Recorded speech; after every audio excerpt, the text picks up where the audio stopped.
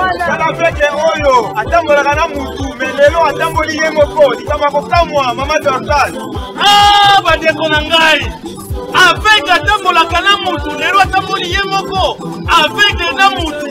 avec yango aza nani ebongo mutu aza nani. Tout est possible yango eye. Tout est possible yango eza nini. Tout est possible eye kotalisa bino misala nini oyo bandikape basalaka. Handikape pasa mutu lokola yo landa ye.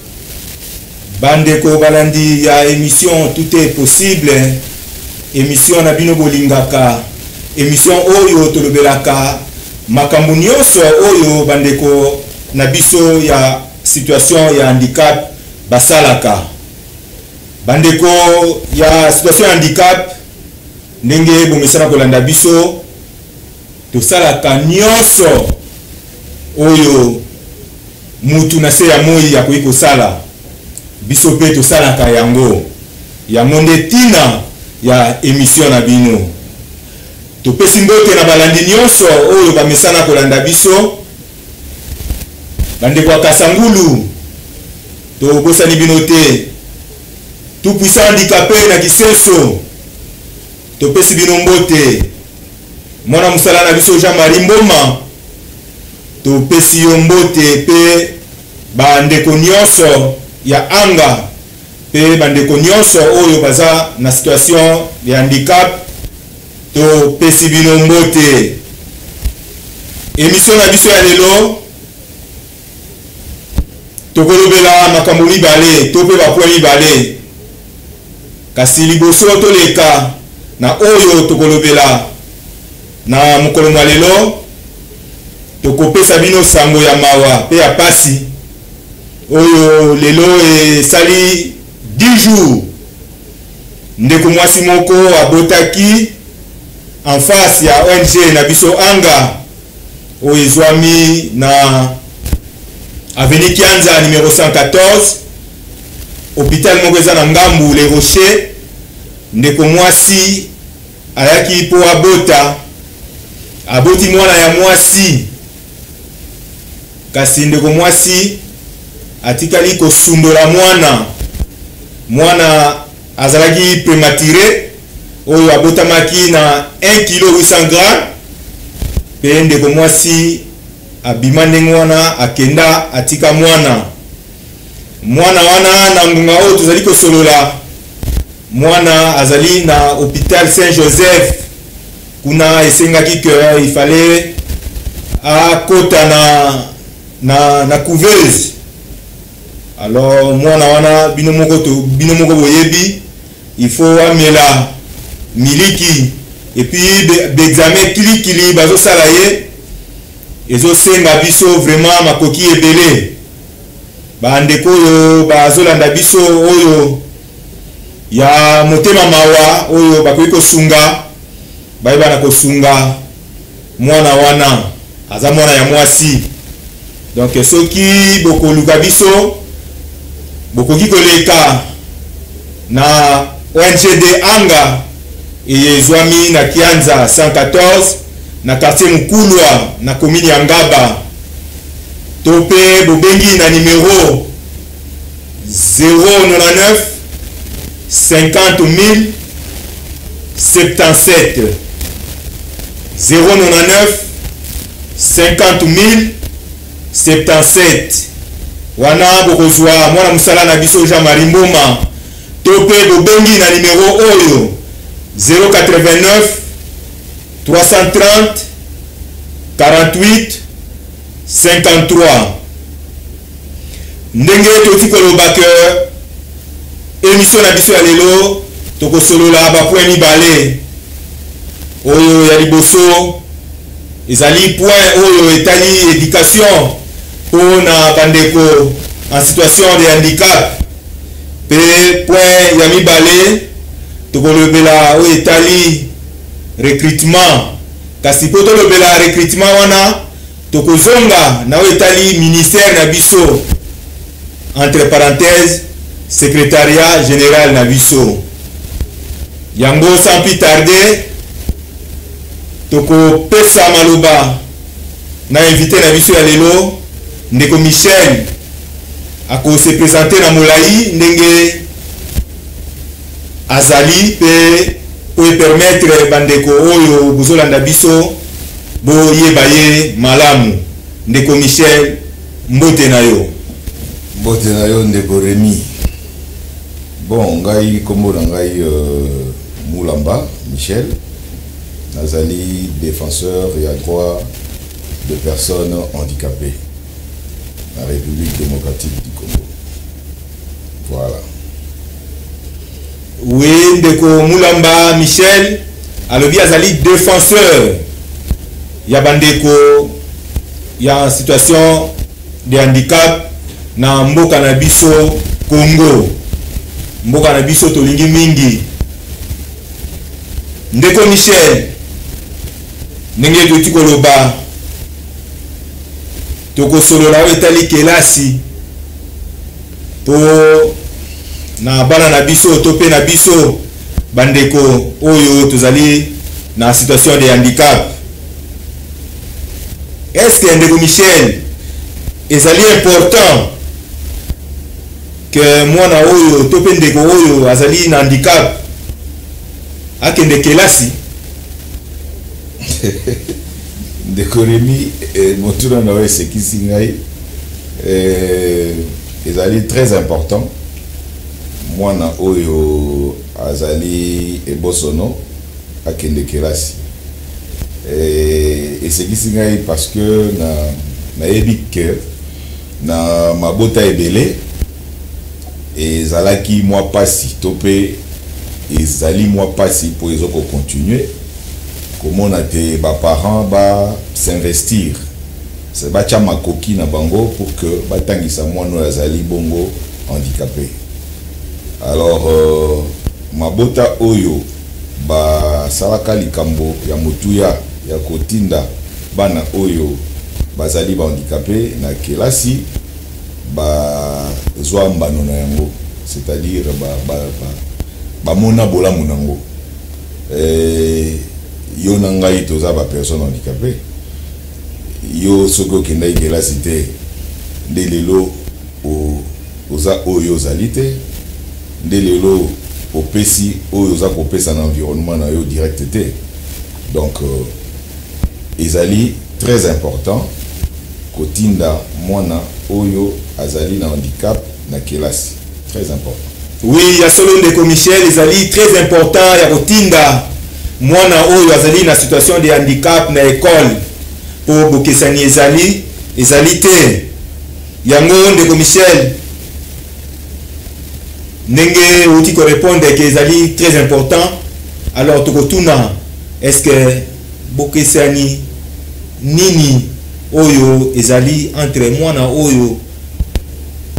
azana situation ya handicap na mwana oyo tobengi valide na we etali kelasi? Bon, bango nyonso mibale baza bana e bokeseni ezali penza te kasi moi ba difficulté muke ezali epai ya mwana oyo azali na handicap na yango esengeli environnement na ye esika oyo ye azali kokola kobika bazala na conscience ya kosala ete azala na makoki ya kokende kelasi lolenge moko na bana oyo bazali na handicap te. Eli koloba nini? Tomonaki na batango ya kala na batango ya kala tozalaki na ba école spécialisée. Oui. Ba école oyo ezalaki koyamba kaka bana oyo bazali na handicap. Omona école moko eyamba kaka bana oyo baza na handicap lokola ba centre Kikesa na Livulu, lokola ba village Bondeko nyonso, lokola ba Senafi ezalaki ebele. Mais tango bato ya mayele bafandi bakanisi basali ba étude bamoni que système wana ezali ko renforcer discrimination. C'est-à-dire ezali ko tia ba personne handicapée pembeni.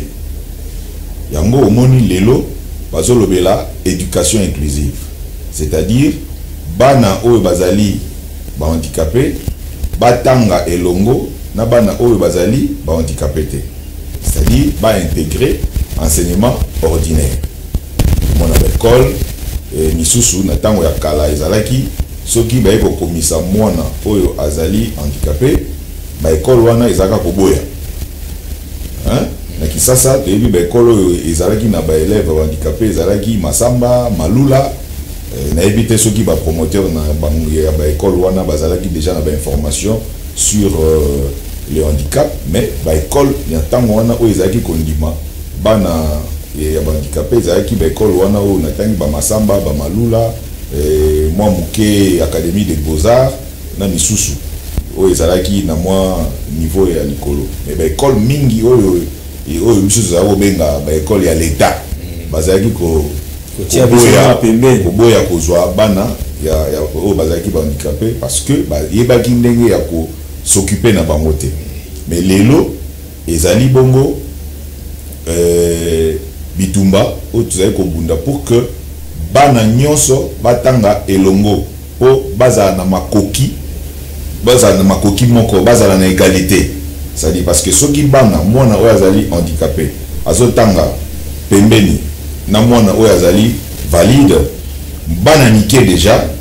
bakozala na difficulté te ya komona mosusu différent lokola bakomesana déjà ekozala na facilité et que tango bakokola ata lisusu moninga lokola aza différent te ako comprendre déjà situation ya moninga pe akozala toujours na considération pe na estime na muto azo présenter ba différence lokola parce que baza ensemble bazali na classe amoni ndenge azokoloba basali intero amoni pe ya azui koleka ye ako comprendre que azali moto lokola ye par rapport ya système ya kala oyo ezalaki kotia ba personne handicapé pembeni ya solo ndeko Michel na bandeko nyonso baza kolanda biso différence ezali te, malgré que ndenge tolobaka handicap eza cher, donc surtout tolobi ezali cher, to profiter na yango pe po na koyebisa ba parents oyo baza na bana oyo baza na situation de handicap tobi ezali pasi na moya lelo to monaka tozali komona ba parents mususu akozwa mwana ye amimie na mukongo azwa ko accompagner na kelasi mususu pe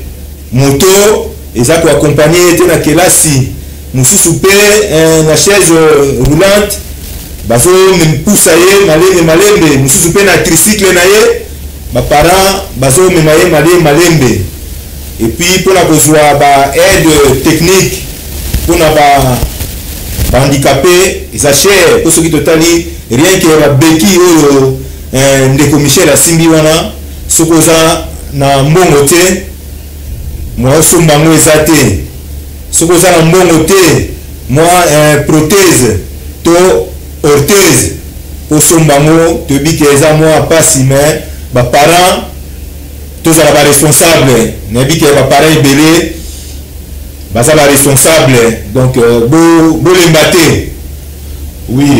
ndeko Rémi olobi eloko moko ya motuya omoni na ba famille ebele et za pasi parce que déjà biso ba africain d'une manière générale, particulièrement ba congolais, to botaka bana to zo ko bota bana to ko bokola bango na nyongo na éviter ceux qui placent na bandeko ba comprendre ngai c'est celui ça bandeko aboti mwana tango africain congolais particulièrement abotaka mwana azelaka azwa sima ya mwana na ye, OK, aboti mwana na ye ayebike mwana oyo na boti akosunga ngai un jour, voilà. Alors et comme ba déception soki mwana oyo congolais to pe ba africain en général aboti mwana wana komi handicapé et comme la déception akobanda komitu na lobi mwana oyo akosunga ngai na nini to pe kosala nini pona ye na kosala nini pona ye amoni ke mwana lokola komi handicapé abungisi makoki nyonso oyo eza bongo te. Alors mwana oyo akomi handicapé esengeli kutu famille bo se concentrer sur ye, c'est-à-dire botia makoki pour que azwa ba capacité nyonso esengeli oyo kopesa ye chance ya lobi azala moto. Mais au moment que na mboka na biso mingi esala makabongo te bako négliger ye bako privilégier bana oyo bazali entre guillemets ba valide bako tika ye na ndaku mingi babandaka classe retard bako lekisela ye temps et puis soki pe ye oyo azali personne handicapée aza na esprit ya ouverture te aza na ouverture esprit te akotikala mpe bongo atikali mpe zoba atangi classe te parce que famille ezokoespere eloko moko te oui epesaki ye chance ezoespere te ezoespere eloko te bakopesa chance ndenge donc eloko te oyo akosala eloko te mais bandeko oyo bozolanda biso bozomikosa baoyo bakanisaka lolenge lona donc boza komikosa mingi. Alors ndeko Michel oyo etali bakelasi ya likolo to mpe ba université est-ce que ezaka mpona bavalide te université boye kozalaka mpona bavalide te ezali kelasi te balobi soki famille babandi kozwa mwana na bango en charge uta azali moke bacomprendre ke azali moto lokola bato nyonso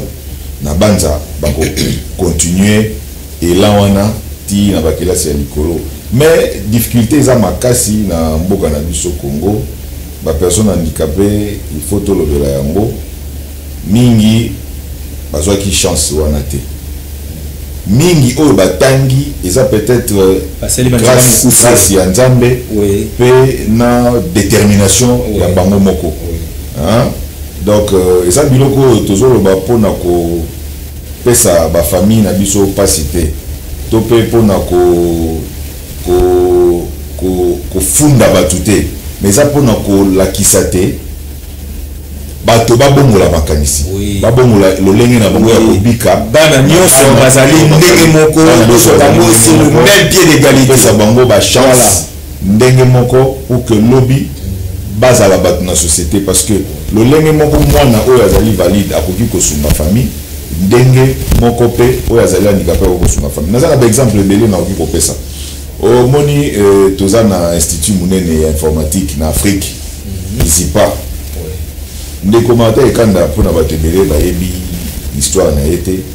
soki azalaki lokola bacongolais misusu bazairo à l'époque nde peut-être Martin Ekanda alingaki azonga na Zaire te mpo ya kosala informatique et akomisa ngo ndenge akomisa ngo filière mobimba ndenge akomisaki yango parce que Martin Ekanda atangaki na mikili ya poto bino moko boyebi que na handicap oyo Martin Ekanda azalaki na yango kovivre na mboka lokola Zaire RDC lelo ezalaki facile te mais atangaki bakelasi na ye na Belgique andimi kozonga na mboka na ye po alakisa oyo akendaki kotanga na poto et bavalide ebele toyebi baza na ba France ba États-Unis ba musu baza ba docteur mais baboya kozonga na mboka oyo pour que ba partager ba connaissance na bango to pe ba kambola ba connaissance na bango bazwa mais malgré état na ye azonga na mboka asala lelo to tikala na ISIPA lelo informatique soki eza kolobama na mboka na biso ekoma filière eza grâce ya ingénieur Martin Ekanda mais azalaki na etani azalaki personne handicapée azalaki personne valide mais ebele toyebi baza ba docteur baskola basali na poto mais aza na ba faculté nyonso asali ba étude akei mboka etindi ye azwi bourse akende kotanga atangi mpe asilisi mais aboyi kozonga apréféré asokola basani ya solo bandeko balandi soki tozosolola boye ezali mpona kotalisa bino ke bana nyonso baza ndenge moko ezala obota bavalide ezala oboti handicapé bozwa bango lolenge moko bopesa bango chance ndenge moko donc yango omoni tina ya mokolo mwa lelo tosepelaki tolobela mingi oyo etali kelasi en général et puis en particulier pour na bandeko en situation de handicap. Ndeko Michel, ndenge tolobaki wana, point na biso ya mibale, oyo tolobaki tokolobela oyo etali recrutement oyo utako leka mikolo lekaki kuna. Mais na point wana tokozonga na oyo etali ministère na biso. Est-ce que okoki koloba moi maloba na beaucoup sependa na oyo etali ministère na biso ndenge depuis que tu joues ministère wana est-ce que avancer zali bon ministère salaki bon oui et non oui na koloba oui d'abord parce que ba Burundi na 5 ans oyo tout le monde que ministère de Salaki et continue qui va plaidoyer oyo bitumba to banda déjà mutakala to moni et puis secrétariat général va plaidoyer yango et voilà na ba makambo mususu oyo eza kozela kokoma non eza que mingi bazaki kozela komona changement na vie ya ba personne handicapée hein oui donc tozali na ville à Kinshasa depuis koya ya mokonzi Félix Antoine Tshisekedi Tshilombo na bokonzi na pouvoir akutaki ba personne handicapée na balabala soko kei na triomphal eza soni mingi soko tamboli na boulevard du 30 juin na Kasai tamboli na avenue Kasai tamboli na Kinshasa eza pasi donc ozomona misère ya ba personne handicapée et tikali kaka ndenge akutaki yango tisika donc omoni que na côté wana eloko moko esalami te mais na oyo na uti koloba na yo oui ndeko Michel na côté kuna eloko moko esalami te kasi tozwaki mpe loi organique oyo tobengi loi numéro 22/003 du 3 mai 2020 portant protection et promotion de personnes en situation de handicap. Sikoyo loi ngo ezaka makomi pamba mais okatainga maloba ifalo tika ngai na silisa na fingisi le maloba boye oui mokonzi Félix Antoine Tshisekedi Tshilombo oui tango aye na bokonzi na 2019 oui akutaki ba personne handicapée na balabala oui ba aveugle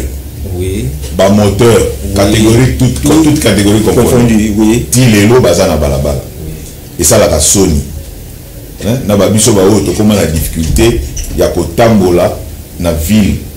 de peur que tous ala confondu na ba ndeko oyo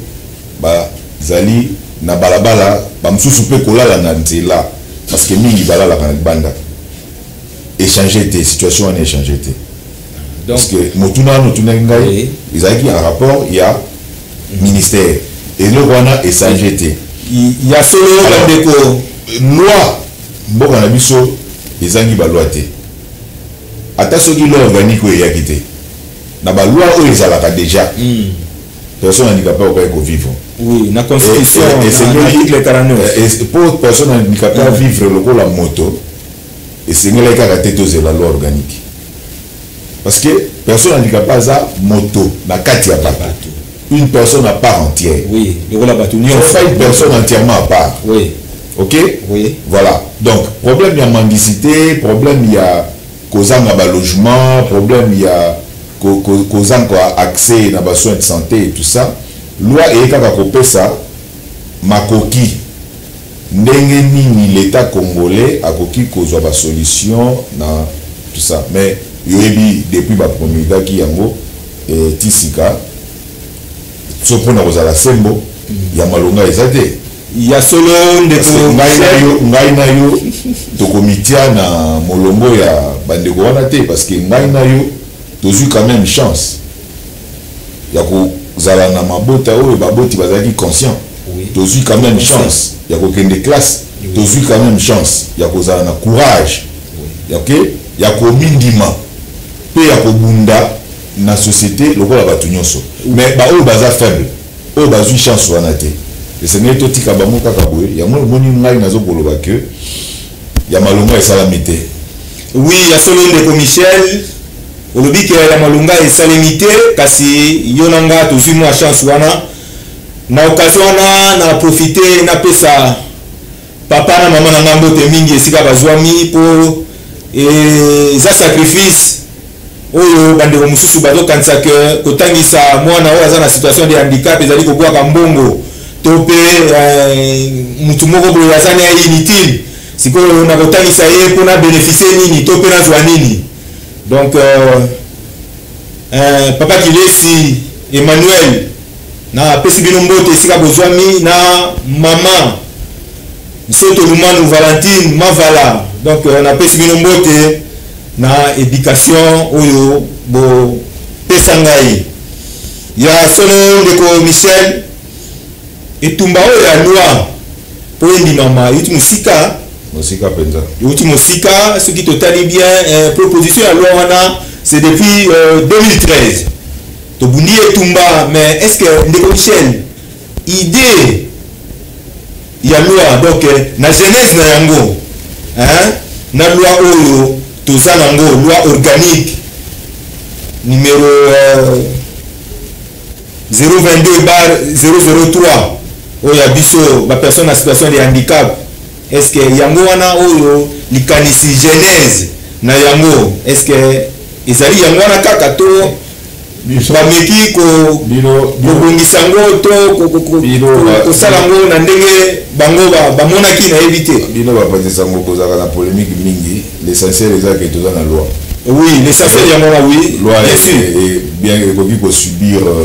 modification. Oui. Ce n'est pas vraiment important. Oui. Mais l'essentiel est que tu as la loi. Les difficultés c'est que loi en gros est appliquée parce que tu es bien bon dans tout ça. Mibeko ibele ça na mboka o ba respecter la moté. Boni ya bateau kutu. Ba considérer la binoté, ba respecter. Ça c'est une question que je me pose. OK? Donc et ça la distraction parce que loi organique est changer vie à motuté. OK, l'organique est changé via mutute et c'est ngeli kaka na bakonzi bazwa conscience ba ebate ba personne handicapée baza ba citoyen congolais le ba congolais nyonso et que mbala oyo ba lakisa bomoto na bango humanisme. OK, parce que na komona makamndenge ekendeli 5 ans durant ils ont fait ça passe et nayebi que ba personne handicapée belé baza ba fanatique pe baza na niveau ya compréhension ya makasité eza faute na bango te mingi bazui chance ya kotanga ba classe penza te ya solo parce que ya lokuta eza mingi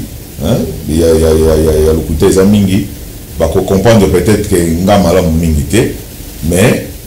eza vie na biso eza vie na bino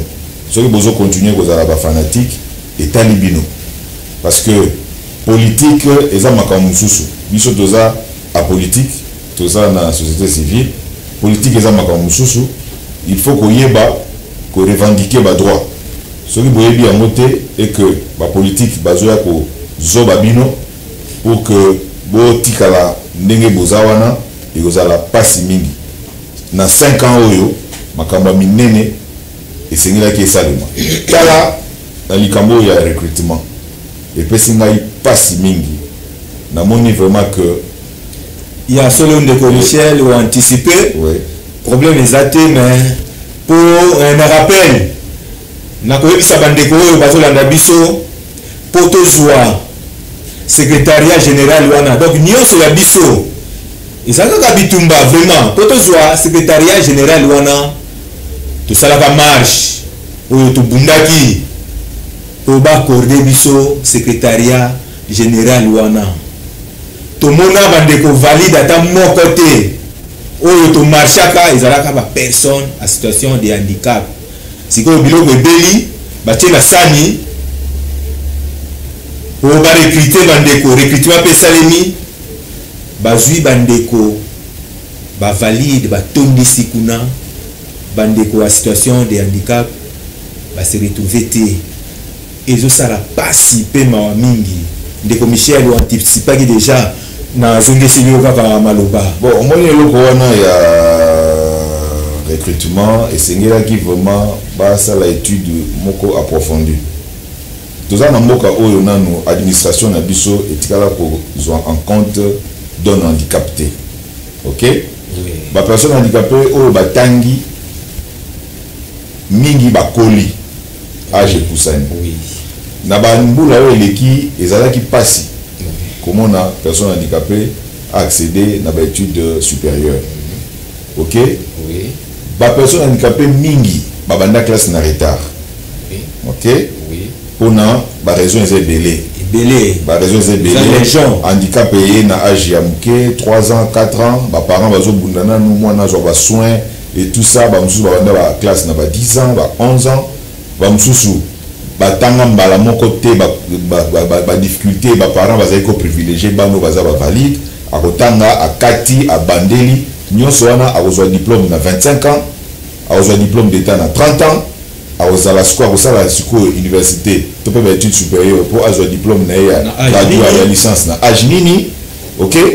mpo azala aya kobanda mosala na age nini azala expérience na age nini biloko wana nyonso esengelaki ezala étudier donc bakokaki kokamata makambo wana bapesa yango na ena kaka kibudi boye te parce que na ena wana nayokaki ministre na biso alekaki na Top Congo alobi ke baexpert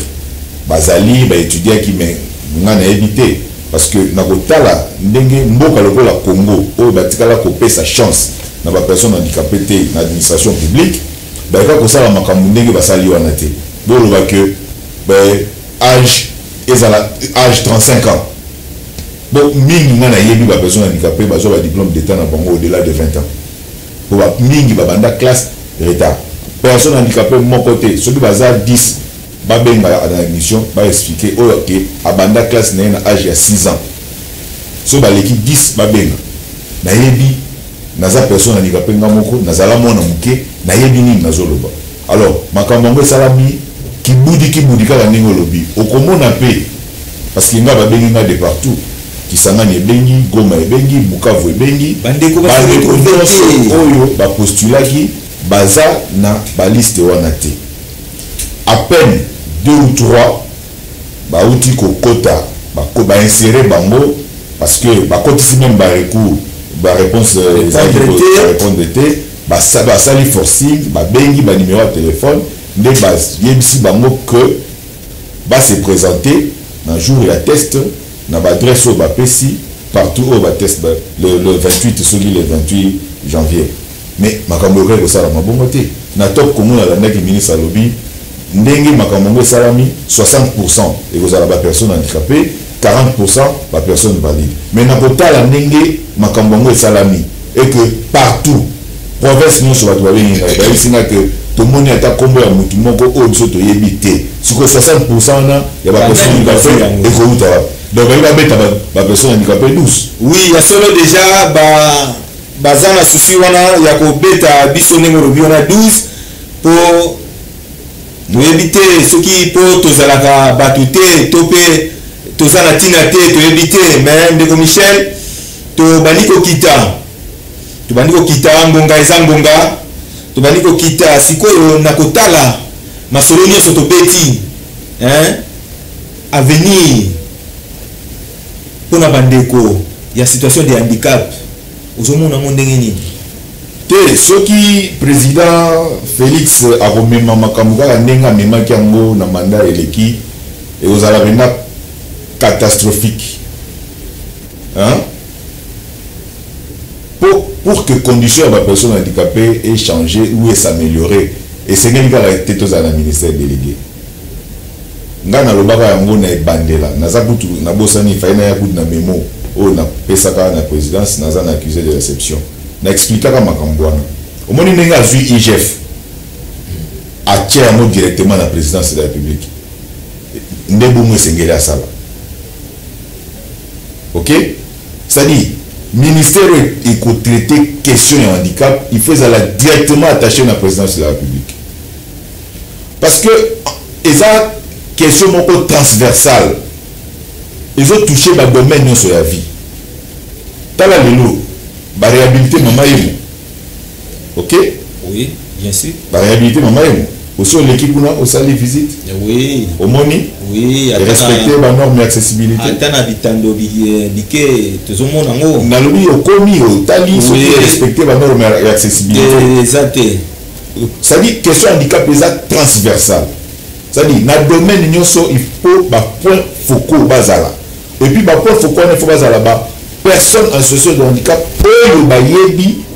ba donne handicap malam parce que na kati na biso toza na bato yo en dehors ya kozala personne handicapée ba yekoli pe makambu oyo etali handicap. Ça dit ba yebi yango tango tokolobela makambu etali infrastructure il faut mutu moko azala pona ko yekolakisa ba ba osala misala tango bozosala bo tenir compte ya la catégorie telle pour que bazala na facilité. Donc ce qui a sali yango le lenga kezala ki liboso et aux la passe mais ce qui a vu mécanisme de zoloba c'est-à-dire peu importe ce qui vous a le ministère ce qui vous a la secrétariat d'État ce qui vous a la oyo bakomi na loi mais ils allaient attacher la présidence de la République pour que na secteur nyonso na ministère nyonso bacha point focal oyo à cause de la traiter question wana ya handicap na domaine de sport na domaine d'infrastructure na domaine de santé na domaine de justice na domaine nyonso parce que la question moko transversale. Oui, ya solo ndeko Michel to komi vraiment na suka to kiti na ebité awa to komi na suka okoki kopesa batu mibale misatu mwa mbote avant to kabwana ekozala ki to mingi. Mbote na ngai na kopesa yango na président de la République monsieur Félix Antoine Tshisekedi Tshilombo. Félicitations na ndenge ba Congolais ba renouveler confiance na bango epai na yo. Mboka oyo eza mboka bakoko batikela biso esengeli biso nyonso toyoka elengi na yango to jouir na yango. Oyebi malamu que na République démocratique du Congo la personne handicapée baza plus ou moins 13 millions et na 13 millions wana mingi ba renouveler confiance na bango epai na yo ba pesi yo ba voix pour ozonga lisusu osa la deuxième mandat ko décevoir bango te mandat eleki pour na secteur étalé handicap eza fiasco to kolinga te na deuxième mandat to lela lisusu veiller na likambu oyo na pesi exemple ya IGF makambu soki oko concevoir yango ndenge nini soki oko continuer kaka ministère mais ministère wana ezala attaché na yo président de la République pour que o veiller na naza dirigeant sportif na côté na biso handisport jusqu'aujourd'hui ba ministre no sobazoya mon côté nanu à comprendre le fonctionnement ya parasport na République démocratique du Congo mon côté nyonso baleki batikali ko comprendre le fonctionnement ya handisport mais tout ça na loi sportive oyo elobi que l'état congolais esengeli azwa handisport en charge mais jusqu'aujourd'hui tozwa ka frais de fonctionnement te tozali aligné na budget te toujours pour souffrir pour tout voyager il faut tout ça là ba courbette na ba couloir na ministère tout là ndaka ba camarade na ba présidence ba conseiller tout lingi biloko wana na deuxième mandat oyo esila. Oui, makambo wana na deuxième mandat oyo esila ndeko Michel. Merci pe to pesi félicitations à biso pour la réélection ya président na biso Antoine Félix Tshisekedi Fachi Beton. Félicitations. Pe to pesi mbote mingi na Fondation Malua oyo epesa biso espace oyo elongo na lipasa na ye Jean-Marie Mboma to pesi bino mbote mingi pe mbote na balandi nyonso ya émission tout est possible. Émission na biso, émission na bino bosanaki elegaka mikolo nyonso ya lundi na 11h30 pe vendredi na 17h. Soki pe bokoki kobenga biso to pe komela biso bokokomela biso na numéro 089 330 48 53. Numéro 089 330 48 53. Topesi mbote na famille Kilesi Mobimba. Totalisi na ngambo ya Suisse kuna. Tomoni Roger Kilesi, Mofe Bondo, pe Vicky Longomba. Topesi bino nyonso na ngambo ya Suisse, topesi bino mbote. Pe na ngambo ya France, tomoni kuna Bob Kilesi. Pe tozongi na mboka, topesi Fila Mumbenga, mama na Valencia, topesi mbote. Miki Mikael Bengo, mbote na yo pe mbote na bandeko nyonso oyo balandaka biso pe mingi penza oyo baza na situation de handicap, bandeko pe oyo basepeli ko participer na émission na biso bobenga, surtout ba oyo bandeko ba valide misusu pe ba accompagnaka ba personne na situation de handicap. Émission na biso ezali maboko ya kofungama pona koyamba bino pe to pesi bino mbote esika bozwami. Merci na bino nyonso. Kala fete oyo atambolaka na mutu melelo atamboli ye moko likama kokamwa mama Dorcas. Bandeko na ngai avec atambolaka na mutu lelo atamboli ye moko avec na mutu